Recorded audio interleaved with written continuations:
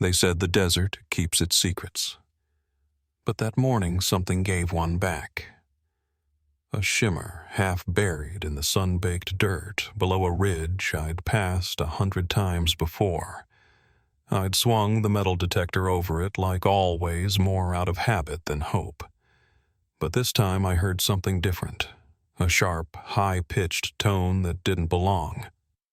Derek called it another false alarm.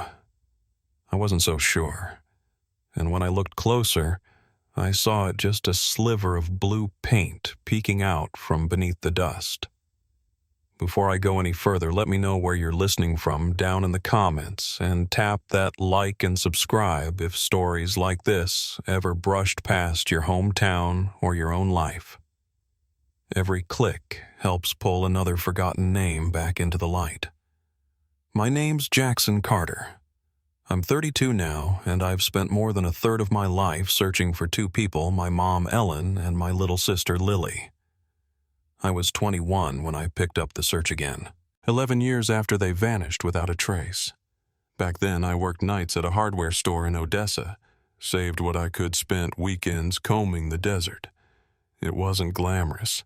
I'd sleep in the back of my truck, eat canned chili by a lantern, and study old maps like they were scripture. People moved on. They always do. Said it was a shame what happened, but folks get turned around out there all the time. But my mom didn't get turned around. She'd been hiking those desert trails since before I was born. We grew up on campfire smoke trail mix and hand-drawn maps tucked into the glove box of her old Chevy Tahoe. She wasn't reckless. She wasn't depressed. She didn't leave us on purpose. That last part, that's what the police tried to suggest. Sometimes people just walk away. One of them told me like that was supposed to make sense. But no one walks away with a 5-year-old. Not from a life where the fridge was full, the mortgage was paid, and the morning of the trip she left a note on the counter that said, "Back Sunday. Be good." I wasn't good. I waited until Sunday turned into Monday, then Tuesday. Then it was too late. For years, the only one who stuck with me was Derek Dawson. He'd been my best friend since high school, and though he didn't fully believe we'd find anything new, he never let me go out there alone. We'd spend whole weekends scanning dry creek beds, hiking up ridge lines, turning over stones like we were going to find some hidden door. The desert out there in West Texas, it's not like the movies. No towering dunes or camel silhouettes. It's hard pan and thorn brush with skies that stretch wide and cruel. Even the silence feels sharp. That weekend had started like the others. Hot sun, cold coffee, 2 men chasing ghosts with a metal detector and half a tank of hope. But around 3 p.m., we turned off the main track and into a dry wash Derek hadn't been sure about. "No one's looked out here," I'd told him. That's exactly the point. It was quiet, not eerie, just quiet, until that tone buzzed in my headphones. Derek had been leaning against the Jeep arms, crossed watching buzzards circle in the distance. I didn't say anything at first, just knelt down and brushed the dirt with my hand. It was the edge of something metal scratched sun-bleached blue. Then I saw it. A sliver of a mountain sticker, orange and green, just like the one my mom used to love. I didn't breathe. I didn't speak. I just stood there, staring at the earth like it had spoken my mother's name. And in a way, maybe it had. The glint of that sticker wouldn't leave my mind even as we backed the Jeep down the ridge and made our way toward it. Derek stayed quiet. The crunch of the tires over dry stone was the only sound for a while. We were past the point of casual searches. Whatever we were approaching, it was real, and we both knew it. When the brush thinned out and the full shape came into view, I felt my breath catch before I even spoke. It was upside down, wedged awkwardly between rock and packed clay. Rusted at the edges, windows cracked paint dulled by wind and time. but I knew the truck like I knew the back of my own hand. That was my mom's Tahoe, the same one she loaded up with camping gear snacks and Lily's stuffed rabbit the morning they drove out and never came back. I didn't move at first. Just stared at it, letting the dust swirl around the wheels as we idled there in disbelief. Derek turned toward me, his voice low, almost uncertain. "That's it, isn't it?" I nodded, not trusting myself to speak. My hands gripped the steering wheel tighter than I realized, fingertips numb. It was as if we'd stumbled onto a ghost, something that shouldn't be there. Something time had no business keeping hidden. We climbed out, boots sinking slightly into the dry wash as we got closer. The tires were gone, flat rubber split like old fruit. One of the mirrors had snapped clean off, and the undercarriage was half buried in loose rock. Derek stood a few feet away, arms crossed, scanning the ridge above like he expected someone to appear. "Jackson." This wasn't here before he said quiet but firm. "I know I told him. It's been moved. That's not where it would have ended up naturally. Someone put it here." I knelt down near the rear fender and brushed away a layer of red dust with the back of my hand. The sticker was still there, faded but intact green and orange mountains on a blue oval background. My mom picked it up at a state park when Lily was just a toddler. She used to say it reminded her of the life she wanted for us. Quiet, free, out in the open. I stood and stepped closer to the cab. The door creaked when I pulled the handle stiff from sun and time. Inside it was empty. No bags, no clothes, no maps. Nothing but a cracked dashboard and dry air that smelled faintly of old metal and silence. It didn't feel right. Nothing about it felt right. I turned back to Derek. He hadn't moved. "We need to call someone," he said. I shook my head. "Not yet." He looked at me like I'd lost it. "Jackson, come on. This is what you've been looking for." "Exactly," I said. "And we don't know what we're standing in the middle of. Not yet." I climbed up the ridge a few yards to get a better view of the area. From above, it looked deliberate, like the truck had been turned and pushed down into this natural pocket of land. Not a cliff or a sharp turn, just a quiet place out of sight. A place someone could leave something they didn't want found. "It's not random," I muttered. "This isn't where she crashed. This is where someone wanted her to stay." Derek walked up beside me. The sun was dipping lower now, casting long shadows across the rocks. "I get it," he said. "I do. But we shouldn't be here alone. We don't know who put it here. We don't know if they're still around." His voice was steadier than I expected, but I saw the worry under it. I felt it too. I just couldn't leave. I climbed back down and took out my phone. No signal, no surprise. We were deep into a stretch of desert most people didn't wander into unless they had a reason. I leaned into the open door again, scanned the interior. Then I noticed something tucked behind the passenger seat, half buried under debris, a weathered black case about the size of a lunchbox. I pulled it out carefully. The zipper was cracked, but it opened. Inside was the drone. My mom's drone. She'd bought it for a hiking trip the year before she disappeared. Said she wanted to start filming their adventures, show Lily the places they'd been. The propellers were bent and one of the arms had snapped, but the body was intact. Tucked inside the case, almost hidden, was a tiny SD card still in its slot. My throat went dry. "Derek." I called and he jogged over. I held it out to him. "We need to get back. We need to get this looked at." We didn't speak the whole drive out of the desert. just the hum of the engine and the rising howl of the wind as dusk closed in. Every bump in the road felt louder, every mile heavier. I couldn't stop staring at that card in my hand.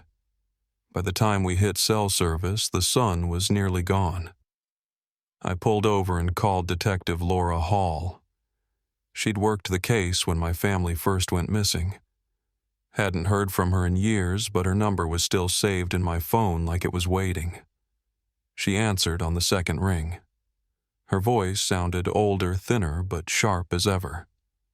"Jackson Carter?" she asked. I didn't waste time. "We found the truck," I said.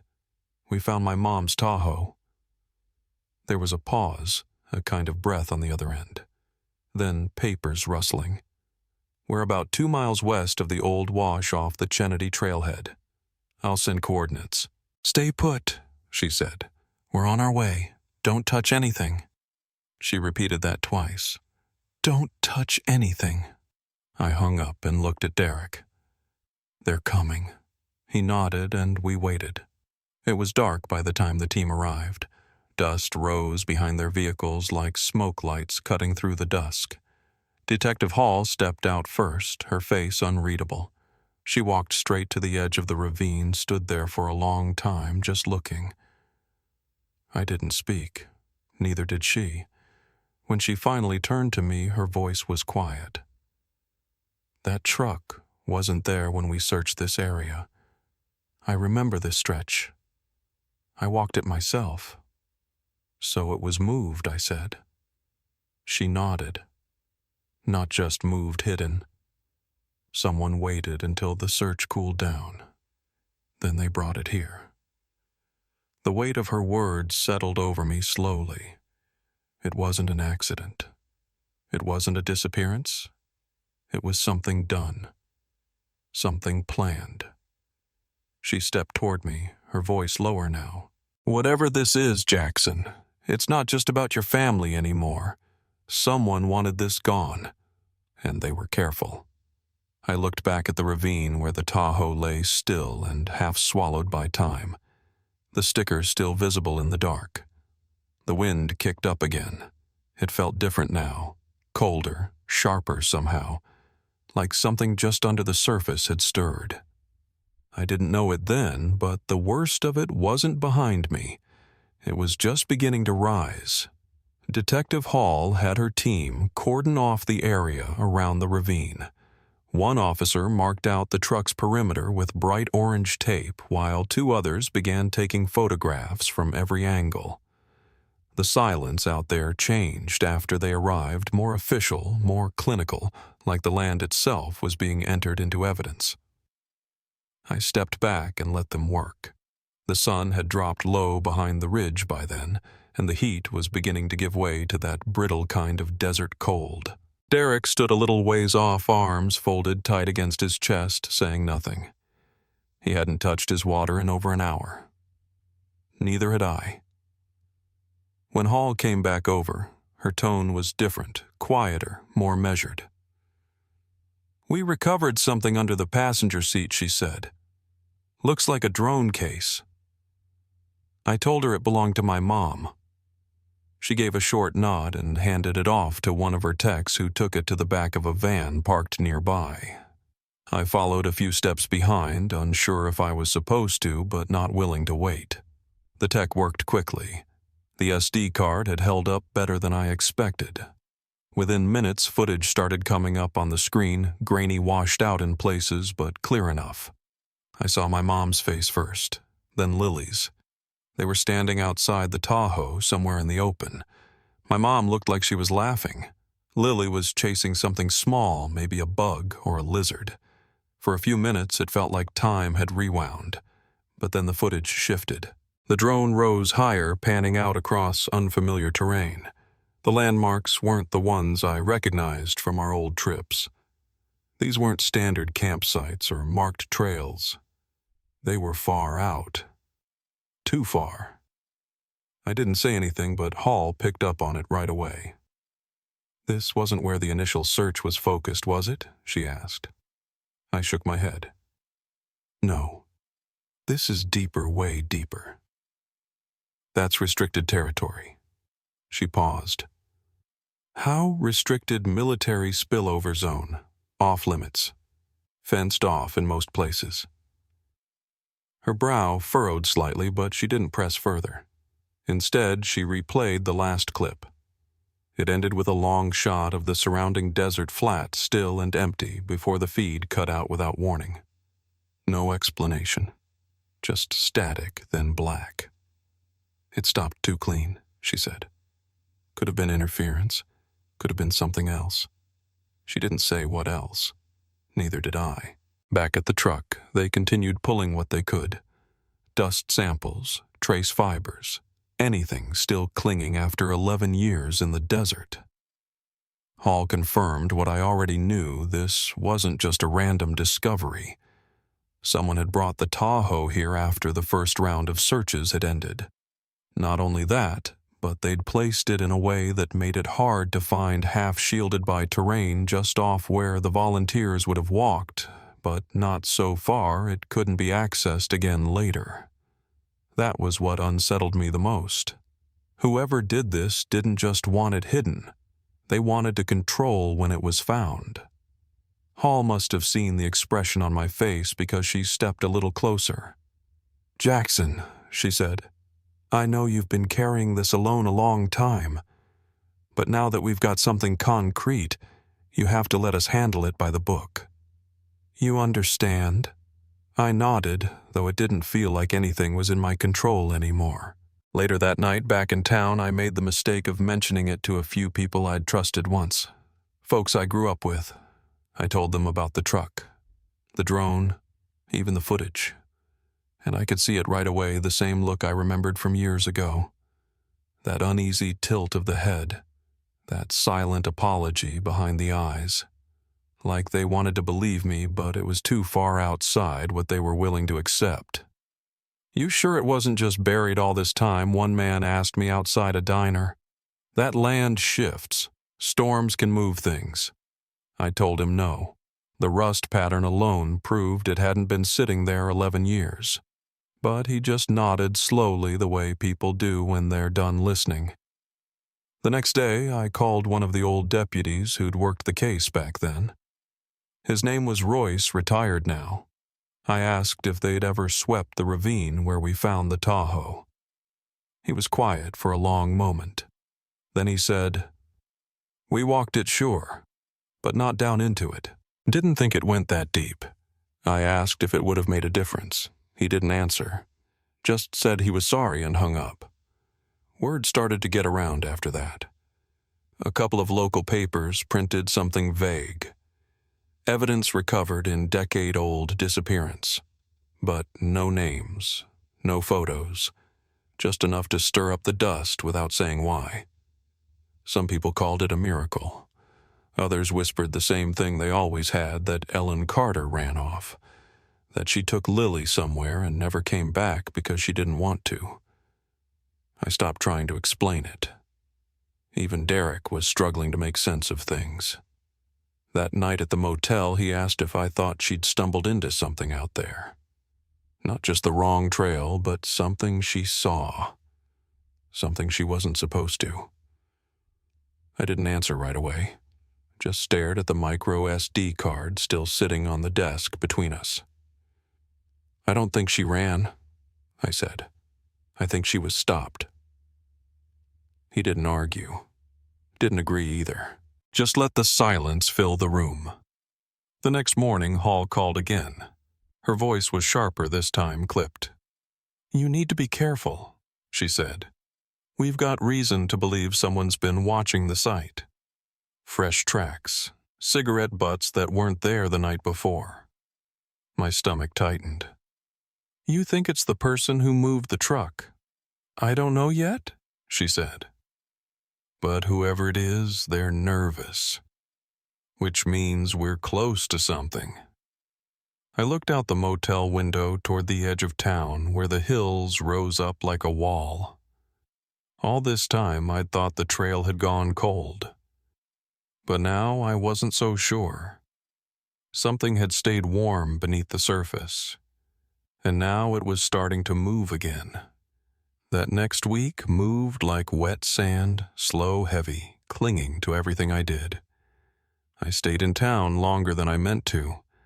Couldn't bring myself to leave yet.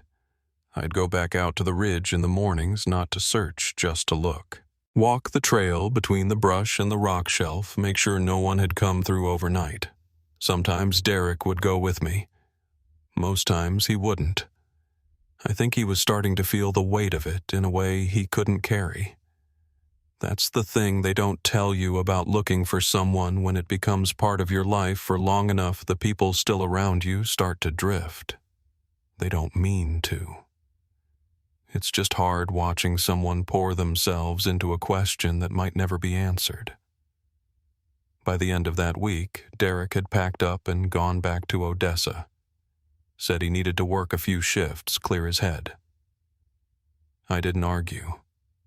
I knew he meant well, but this part was mine to carry now. I stayed in a cheap roadside motel out near the edge of town. Room 6, curtains drawn tight against the morning sun, air conditioner groaning through the drywall. Most of the day I'd spend sitting at the desk going through maps, again old satellite photos, even old ranger reports I'd requested from the county. It was obsessive, I won't deny that.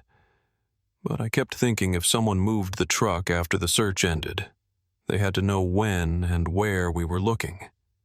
They had to know that exact ravine hadn't been walked. That means someone local. Someone who was watching. That's when I started writing the list. Every name I could remember from those early days, volunteers, deputies, park staff, anyone who had eyes on the case or on us.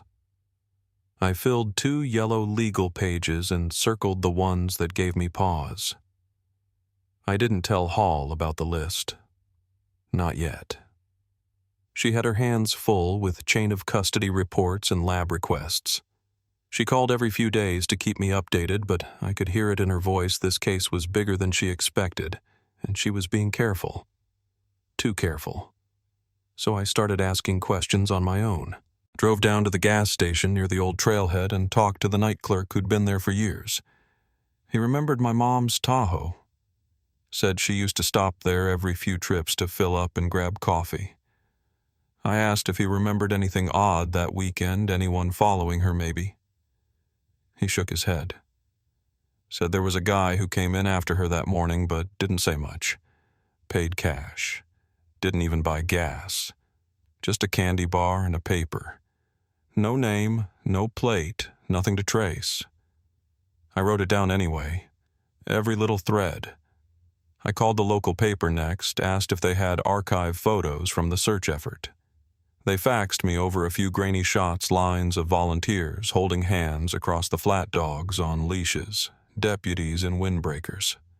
I studied every face. Nothing jumped out, no one out of place. But that didn't mean anything. People know how to hide in plain sight. A few days later, I went back out to the ridge again just before dusk. The wind was stronger than usual, sharp like it wanted to peel the surface off the land. I sat on the hood of the Jeep for a while, watching the way the light bent across the sand. That's when I noticed the fresh tire marks near the dry creek bed. Not ours. Not from Hall's team either. I walked the edge of them, following their turn. They curved off the path, paused at the edge of the wash, then backed away. Like someone came to look, then thought better of it. Or changed their mind. I didn't tell Hall about that either. I don't know why. Maybe I didn't want it brushed off as coincidence. Maybe I needed to keep one thing that was mine, one truth no one could water down. That night, I couldn't sleep. I sat up in bed, staring at the drone footage again. Not the last clip, the one with the wide aerial sweep. I'd watched that too many times. This time, I went back to the earlier videos, the casual ones. My mom setting up the tent, Lily playing with a rock she thought looked like a turtle. Their voices in the wind muffled by distance. Then one frame caught my eye. It was quick, less than a second. A dark blur in the far background just past the ridge. Could have been a tree, maybe a shadow. But it didn't feel natural. It looked like someone was standing there, still, watching. I paused. It rewound, paused again. Same spot, same figure. I cropped it, zoomed in. No details, no face, just the outline of a person maybe 150 feet from their camp, half in the brush. I emailed it to Hall. No subject line, no explanation, just the image. She called me 30 minutes later, said she'd send it to the lab, try to clean it up. Said it might be nothing, but her voice had changed. She didn't sound so sure of herself this time. I asked if she'd gotten any hits off the drone's SD card metadata. She said not yet. I could tell she didn't want to say more over the phone. We both knew someone might be listening. That's when I started locking the motel door with a chair under the knob at night. I knew how that looked, how it sounded. But it didn't matter. I wasn't being paranoid. I was being methodical. There's a difference. That same night, right around 1 a.m., I heard something move outside the motel room. Not a car, just footsteps. Soft, careful.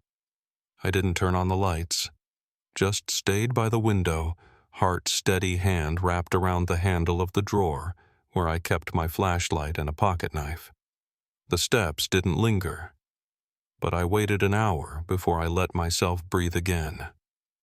When I finally stepped out the next morning, there were fresh cigarette butts on the sidewalk. 2 of them side by side, still smelling faintly of tobacco. I don't smoke. No one else was checked into that end of the motel. I picked them up with a napkin and sealed them in a sandwich bag. Hall had said someone was watching the site. I was starting to think someone was watching me.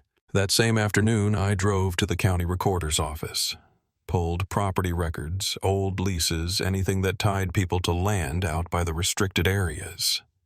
One name kept popping up, a holding company based out of New Mexico. No listed owner, no phone number, just a P.O. box. I gave it to Hall. She didn't say much, but I heard her start writing.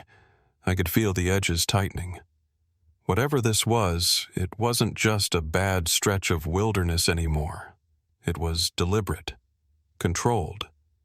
And if we were finally circling the truth, I had to be ready for what came next. The manila envelope showed up at the front desk of the motel just before noon. No return address, no postage, just my name written in small, careful letters across the front, Jackson Carter. The clerk didn't know who dropped it off.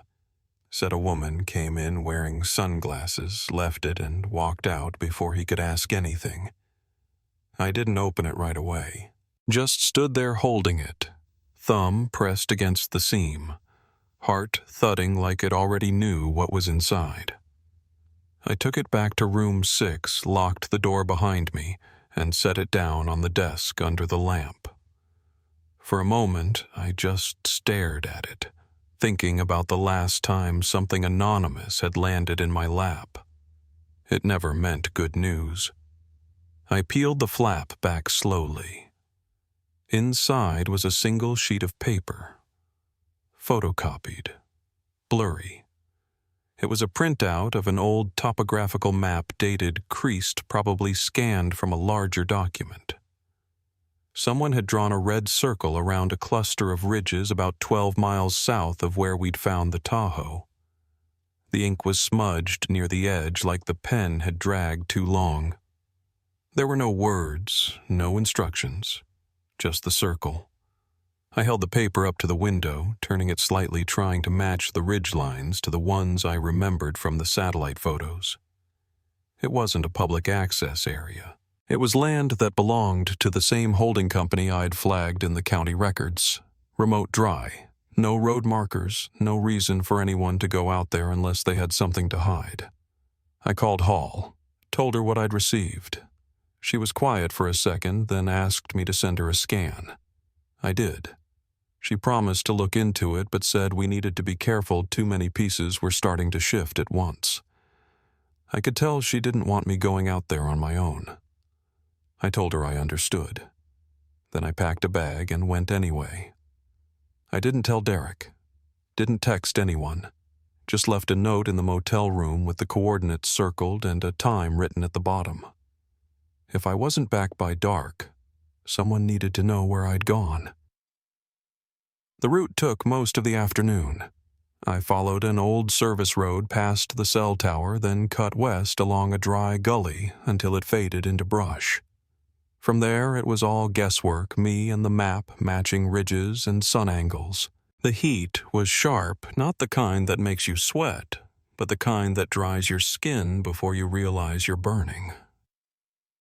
By the time I reached the outer edge of the circle, the sun was low, throwing long shadows across the dirt. It was quiet, no wind, no birds, just the crunch of my boots and the sound of my own breath. I found the clearing about 40 yards past a cluster of mesquite. At first glance, it looked like nothing, just flat, open dirt packed hard from years of drought. But when I stepped closer, I saw the line. A faint track in the soil, too even to be natural, like something had been dragged or driven there, then smoothed over. I crouched down and ran my fingers along the edge.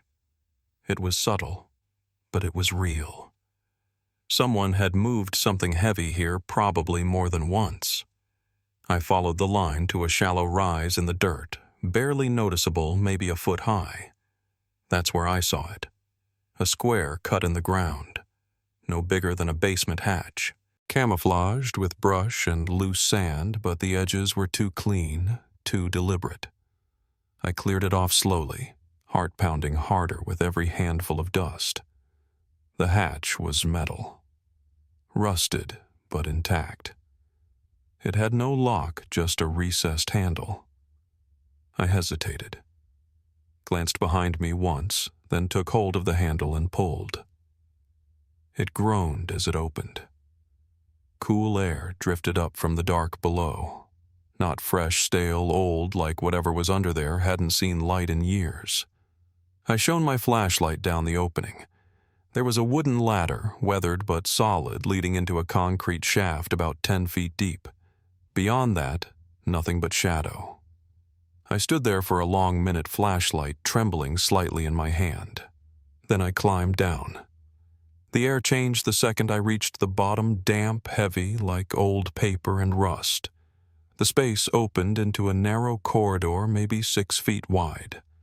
The walls were concrete, no markings, just blank, unfinished. I walked slowly, flashlight beam sweeping ahead of me. Every few steps I passed rusted hooks on the wall, old crates stacked to the side, a metal shelf with empty cans lined up like someone had once planned to come back for them. About 20 yards in, I found the door. Steel, heavy, hinges coated in dust. I didn't try to open it. I wasn't ready for whatever might be behind it. I just stood there listening. No movement, no voices, just the faint drip of condensation from somewhere overhead. I marked the spot on my GPS, turned around, and made my way back the way I came. I didn't touch anything else, just closed the hatch behind me, brushed a layer of sand over it, and walked the half-mile back to the Jeep in silence. I drove straight to town. No music, no calls. When I got back to the motel, Hall was waiting in the parking lot. She didn't ask where I'd gone. I didn't volunteer. I handed her the map, then showed her the GPS log.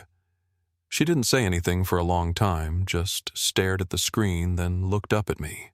"You realize what this means?" she said. I nodded. "I think we've found where it happened, or where it's still happening." That was the first time I saw her afraid. Not panicked, not emotional, just still. Like she'd been chasing a thread and suddenly realized it was wrapped around something too big to pull clean. She told me to stay put, keep my head down and not tell anyone, not even Derek. They'd move on it soon, carefully, quietly. I agreed, but I didn't sleep that night. I sat by the window again, watching the dark, listening. That hatch hadn't just been buried in the ground, it had been buried in silence. Someone went through a lot of trouble to keep it that way, but now that we'd found it, that silence wasn't going to hold much longer. Something was going to break, and I wasn't sure we were ready for what would come out. I waited 3 days after handing Hall the GPS coordinates. She said the team needed time. Time to gather warrants. Time to verify the land registration. Time to coordinate quietly with federal agencies who'd long had an interest in that patch of desert but hadn't said much about why. Each time I asked for an update, she reminded me to stay out of it. Told me things were moving behind the scenes. But nothing moved fast enough for me, not after what I'd seen under that hatch. On the 4th night, I went back out. I left after sunset, drove without headlights for the last mile. The desert at night is different, emptier somehow, like the whole landscape holds its breath. I parked a ways off and walked the last stretch, flashlight clipped to my belt but turned off. Just starlight, the crunch of gravel under my boots, and the faint hum of wind against the dry brush. When I reached the hatch, everything was just as I'd left it. No boot prints, no tire tracks, no fresh scrape marks in the dirt. I stood over it for a moment, trying to decide if I was being careful or cowardly. Then I knelt, brushed the lid clear, and opened it again. The same air hit me, cool, stale, tinged with rust and stone. I went down slowly, one hand on the flashlight, now the other tight on the ladder rung. At the bottom, I turned and started walking the corridor again. The air was thick, almost damp. My boots echoed differently this time. It took a second to realize why there was water somewhere pooled along the far side of the floor. It hadn't been there before. Not much, maybe just runoff from a recent storm, but it felt out of place in a space like this. I moved slow, every step careful. When I reached the steel door, I listened. Still no sound. But something had changed. The air wasn't still anymore. It moved just slightly, like there was space beyond the door, and something inside was shifting. I placed my hand on the metal and pushed gently. It gave. Just a little. Enough to tell me it wasn't locked anymore. I didn't go in. I couldn't not without knowing what I was stepping into. But that door being loose when it had been sealed shut days before told me someone had come through since I found it. I backed out, climbed the ladder, and sealed the hatch behind me. This time, I didn't cover it with dirt. I wanted it seen. I wanted whoever came back to know I was paying attention. Back in town, I called Hall again. Told her everything. The unlocked door, the shifting air, the sense that someone had already been inside. She didn't sound surprised, just tired. "I need you to let us handle this now, Jackson," she said. "You going back out there without a team, it could compromise the whole thing." I understood what she meant, but I also knew something she didn't. I knew what it felt like to be the only one carrying a memory. That kind of weight doesn't wait around for bureaucracy. The next day, I went back to the maps, not just topographic. This time I started looking into old aerial surveys, ones taken before that land was even restricted. One in particular caught my eye, dated 1992. It showed a structure on that same parcel, not marked, not labeled. But you could see it clear as day, a square building partially embedded into the hillside. I ran the image through every property overlay I could find. Nothing official ever listed there. No permits. No utilities, just a blank patch registered under shell companies that changed names every 2 years. I printed it, took it straight to Hall. She studied it for a long time, then sighed. "We've suspected for a while that something was being staged out there. We just didn't know how deep it ran." I asked her what she meant. She didn't answer, just closed the folder and told me again to stay out of it. That night, I didn't go back to the Ridge. I stayed in town pacing the motel room trying to decide if I was being reckless or reasonable. The line between the two had started to blur. Around 10 p.m., I got a text. No name. Just a number I didn't recognize. It said, "You're not the only one looking." I didn't reply, just stared at the screen. Then it buzzed again. "Don't go back there. Let them go." That was the first time I truly felt afraid. Not because someone knew my number, but because the way the words were written, short, precise, deliberate, it sounded like someone who wasn't bluffing. Someone who'd said those words before. I showed the message to Hall the next morning. She took the number, ran it through the system, came back unregistered, likely a burner. She told me she'd escalate it to her contact at the State Bureau. I nodded, but I could feel the ground shifting under us. We weren't dealing with a random disappearance anymore. This was organized, measured, strategic, and every step I took felt like it was being watched. 2 days later, Hall sent me a message. "I need you to come in." I met her at the station where she handed me a photo. Grainy, black and white. Surveillance from a trail camera they'd placed near the hatch site. It showed a figure in a jacket stepping into frame, face turned mostly obscured. But what stood out wasn't who it was.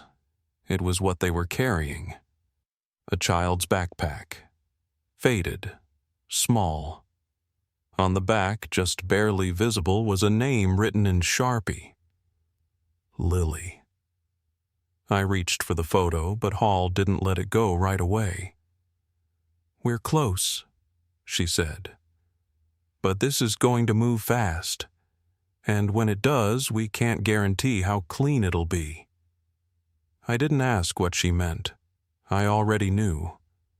Something had been set in motion, and wherever it led, I had no intention of standing still. It happened fast. Faster than I thought anything like this could. By the time Hall called again, it was already in motion. A full task force, federal and local, was being flown in under sealed orders. The hatch site had been marked the access route secured from the ridgeline, and everyone who knew about it had been told to stay silent until the operation was complete. I wasn't on that list. I wasn't law enforcement or bureau or part of any agency. But Hall didn't try to stop me. She didn't say it outright, but I could tell she knew I'd find a way there whether I had clearance or not. So she gave me a window. A time. "You've got one shot," she said, "but once the raid starts, you stay out of the way. You see anything that looks like it's going sideways, you walk." I nodded. We didn't say goodbye.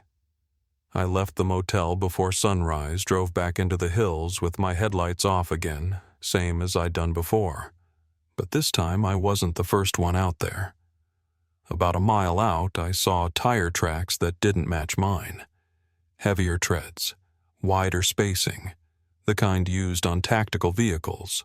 When I reached the ridge, I spotted them, 2 dark SUVs tucked behind a natural rise bodies inside them, still as stone.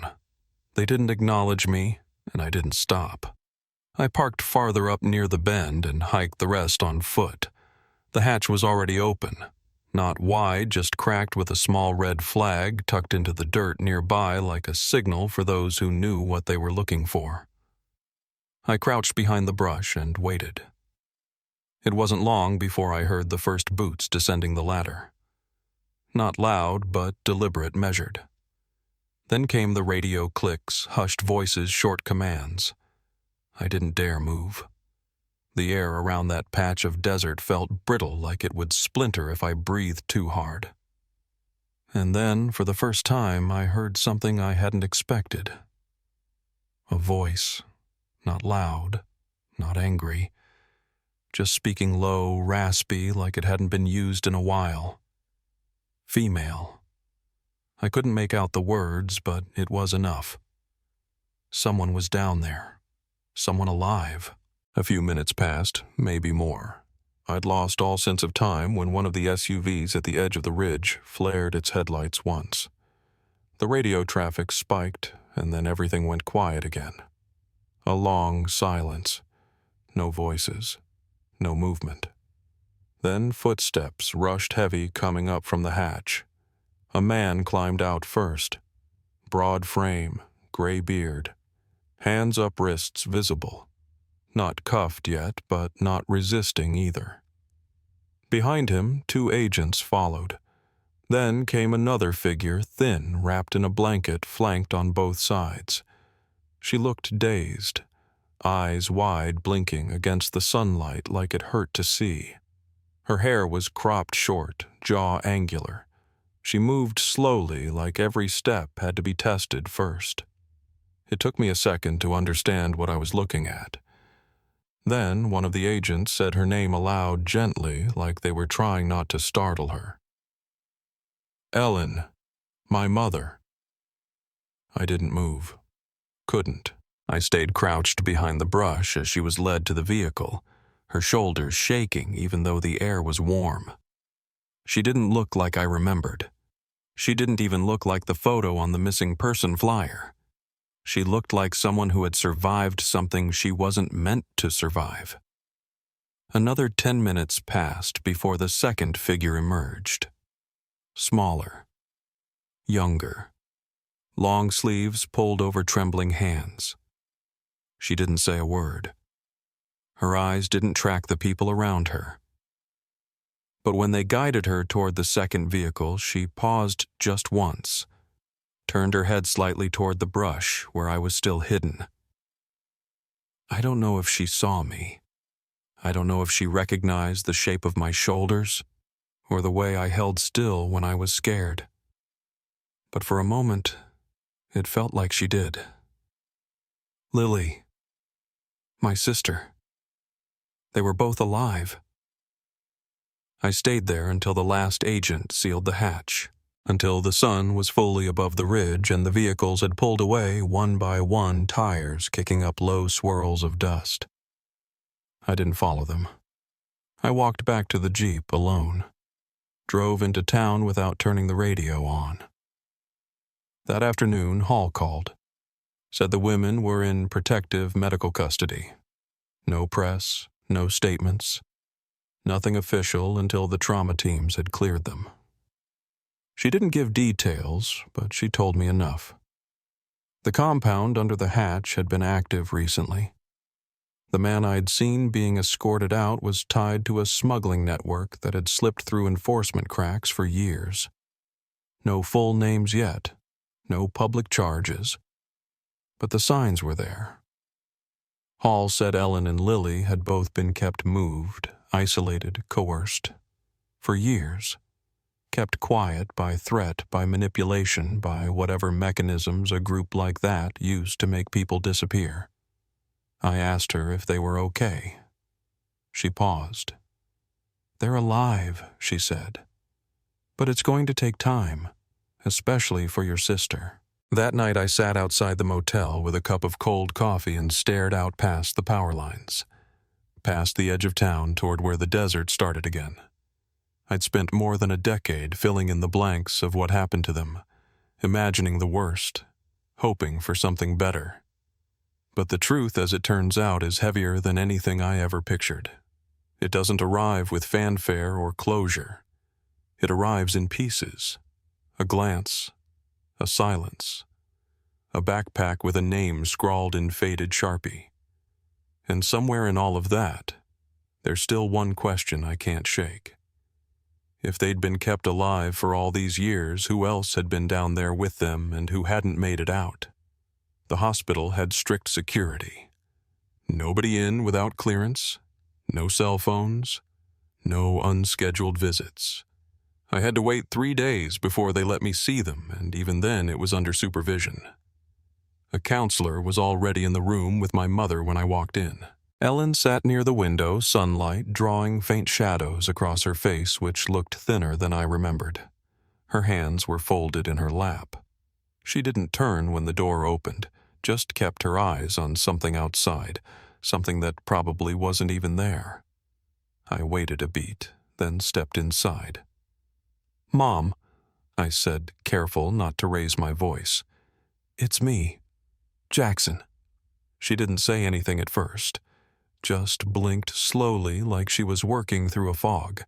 Then her head tilted ever so slightly and her eyes found mine. I saw it then, recognition.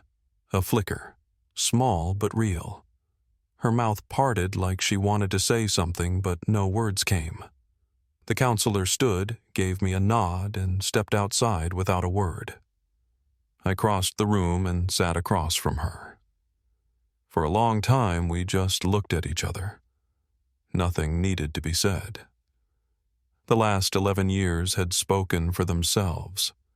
When I finally spoke again, my voice sounded quieter than I meant it to. "They said you're safe now, that you're okay." Ellen looked at me, then nodded once low. Her lips pressed together like she didn't trust them to hold shape.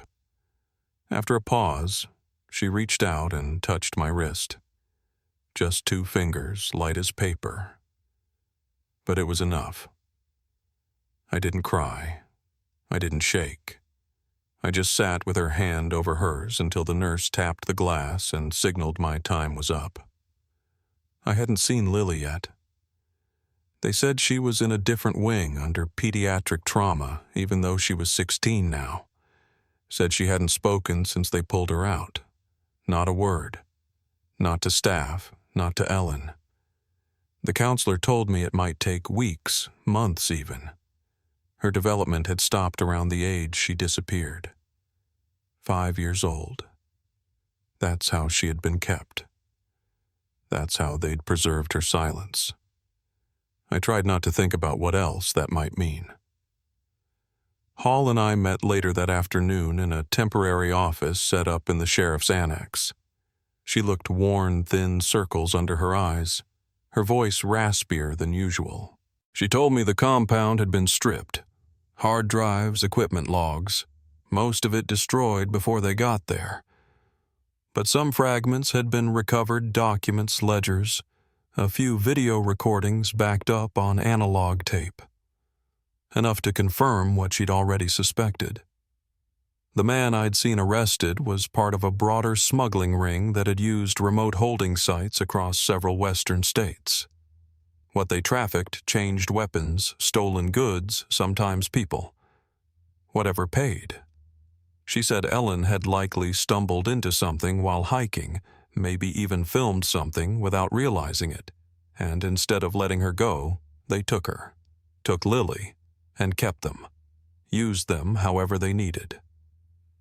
"We don't know the full extent," Hall said. "We probably never will. The operation was too decentralized. No leader, just cells." I asked her how long she thought it had been going on. She leaned back in her chair and stared at the ceiling. "Since the late 90s.